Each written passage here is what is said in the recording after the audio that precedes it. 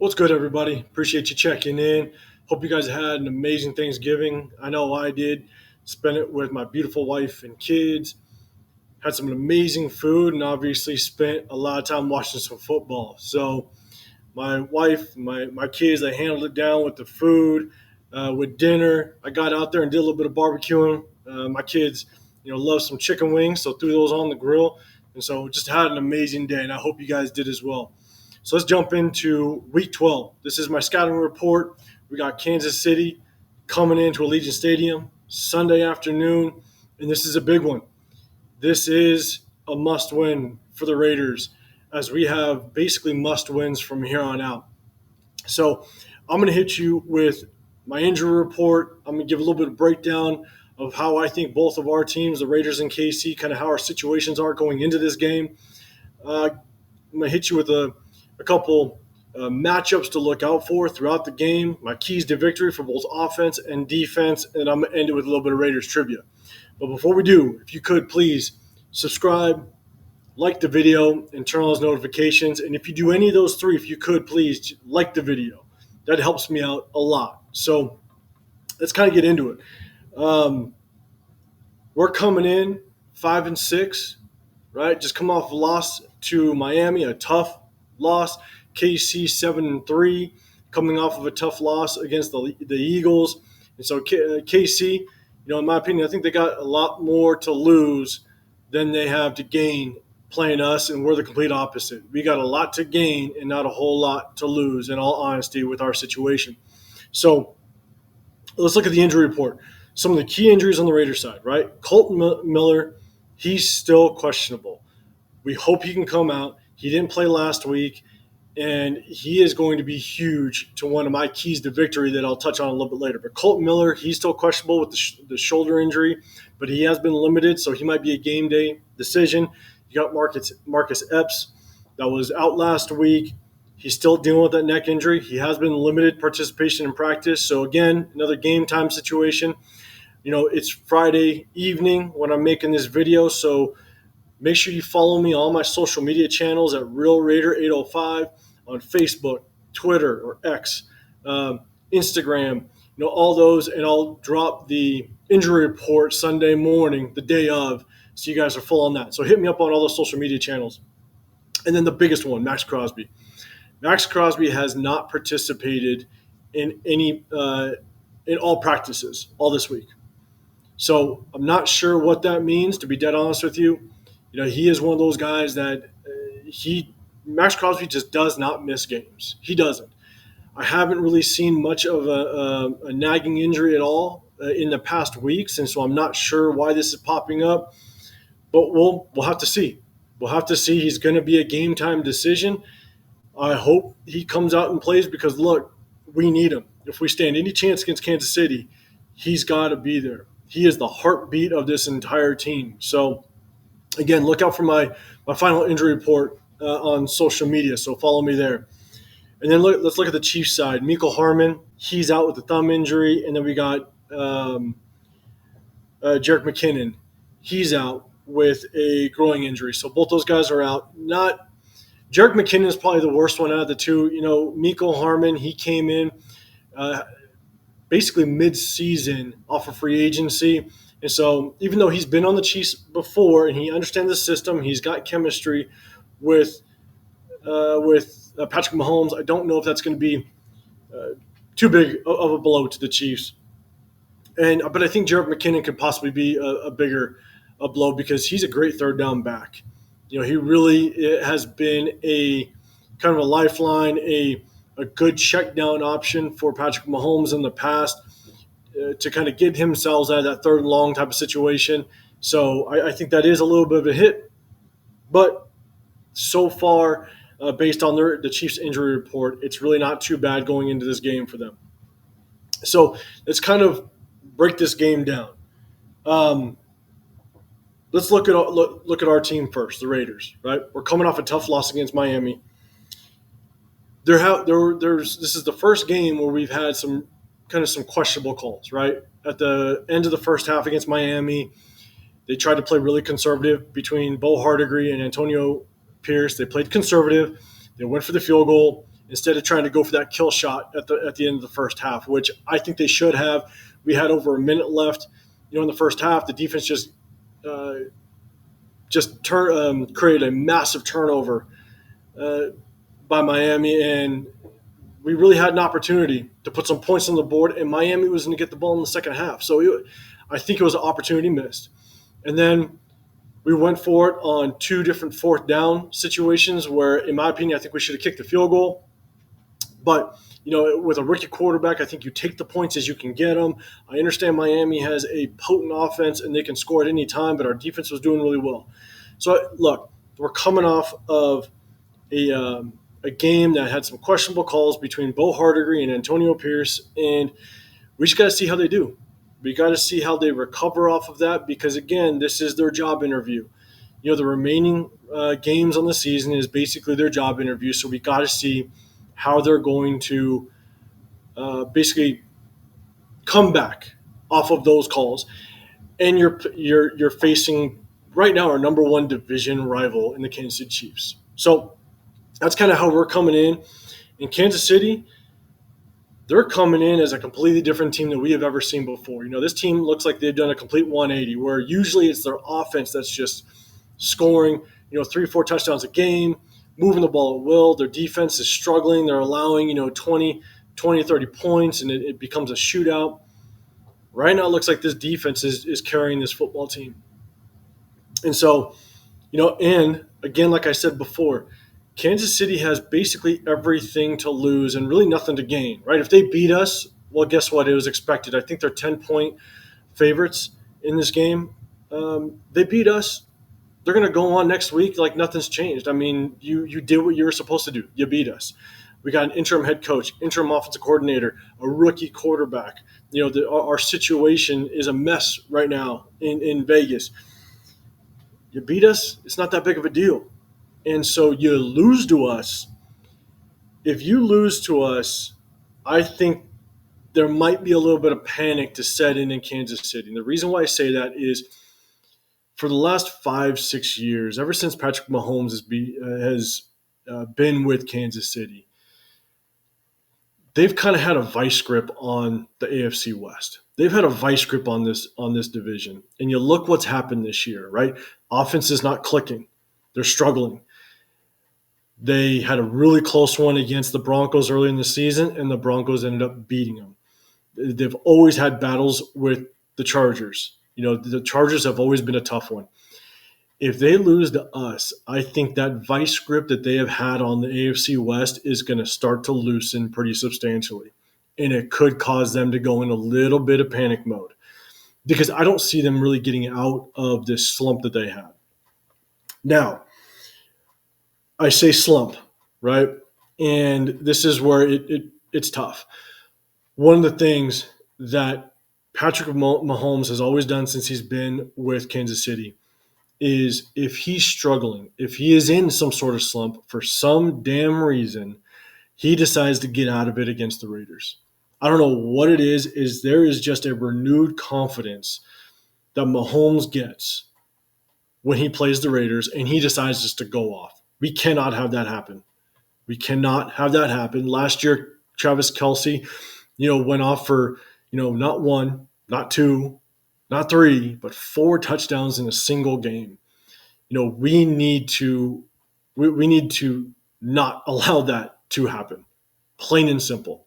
So, and this defense is good. This defense is very good, and so we are going to have our work cut out for us on offense. And so that's why, going into this game, this is going to be interesting. It's going to be a very interesting matchup because it's different than any other matchup we've had with Kansas City, where we knew we had to stop that offense. I think our defense could do well, and I'm going to get into my keys to victory. So keep listening, keep paying attention, keep viewing this because I think my keys to victory are going to be pretty important as we go into the game. So that kind of breaks down the matchup. And then let's jump right into the keys to victory. So on offense, right? I think we have to start fast. One of our offensive keys to victory, start fast and put points up quick. Get Kansas City in panic mode. And when they go into panic mode, that's when Patrick Mahomes starts to force throws. He starts to try to do more than I think he needs to do. And what we've seen this year is it turns into either some incomplete passes, the receivers start dropping balls, and then that causes turnovers. So start fast, put points on the board as quickly as possible. Number two, key to victory on offense, protect Aiden O'Connell. We got to protect him. We need to give him time to kind of get that ball downfield, get the ball to the receivers. The 2 games, last week we struggled to protect him, and Aiden O'Connell had a really rough game. And then when he started against the Chargers, same thing. We failed to protect him. He had a rough day. We got to protect Aiden O'Connell. Number three key to victory on the offensive side is Josh Jacobs has to get at least 25 touches. And I'm not saying touches by just handing him off the ball and let him run. Bo Hardigree has to be creative. He's got to be creative. He's got to get Josh Jacobs the ball in multiple different ways. Against the Jets, he did a pretty good job. We saw Josh Jacobs kind of go in motion and he gets a speed handoff, going around the corner. And then Josh Jacobs goes in motion and then bang, gets a swing route with a couple blockers in front of him. We got him the ball in different ways, and I think that's what we have to do this game. Get him at least 25 touches, but be creative with the way you get him the ball. And then lastly on offense is I think we need to take some deep shots downfield, and that goes without saying, right? We got Trey Tucker. We got guys like Devontae Adams last week. He had a bomb for a touchdown, which was great. But you got to take shots at the right time. So if we get ahead of the sticks, right, we hand off the ball to Josh Jacobs. We now find ourselves in the 2nd and 2. Take a shot downfield. Try to get some points on the board quick. Try to get us into field goal range quick. And try to swing the momentum our way as much as we possibly can, because Kansas City is going to take their deep shots. That they are going to try to push that ball downfield, because as much as those receivers drop the ball, they got speedsters: Kadarius Toney, Sky Moore, MVS. They got guys that have speed, so they're going to take their shots. We have to take our shots as well. So if we get ahead of the sticks, get in that 2nd and 2, 2nd and 3 type of situation, 2nd and 1, take a shot. Take a shot, be methodical about it. So those are kind of my keys to victory on offense. Now let's flip it to the defensive side. So defensively, I think we have to bring the pressure. Bring the pressure and come off the edge hard, right? The interior of the Chiefs O-line is very strong. I think they have probably one of the best interior O-lines in the National Football League. Now, that's center and guard. Now, the tackles are a different story. I think where you can bring the pressure is on the outside off those tackles. When it comes to the success that some of the pass rushers have gotten in against Kansas City, it's all basically come off the edge. So, hopefully Maxx Crosby plays. Cross my fingers, but man, Maxx Crosby, you got to have yourself a day. Malcolm Kuntz, have yourself a day, and Tyree Wilson. And I'm going to get to kind of my matchups to watch out for, but Tyree Wilson, you better have yourself a day. Now, the next two kind of goes without saying, but we got to stop Kelce. When Kansas City wins, Travis Kelce has himself a day. And I hate to say it, but it is, right? Taylor Swift is going to be in the stands. That's what we're saying. Whenever Taylor Swift is there, Travis Kelce ends up having himself a day. We got to minimize it. We have to double and triple team him, take him away, and force these other Kansas City receivers, put the pressure on them to beat us.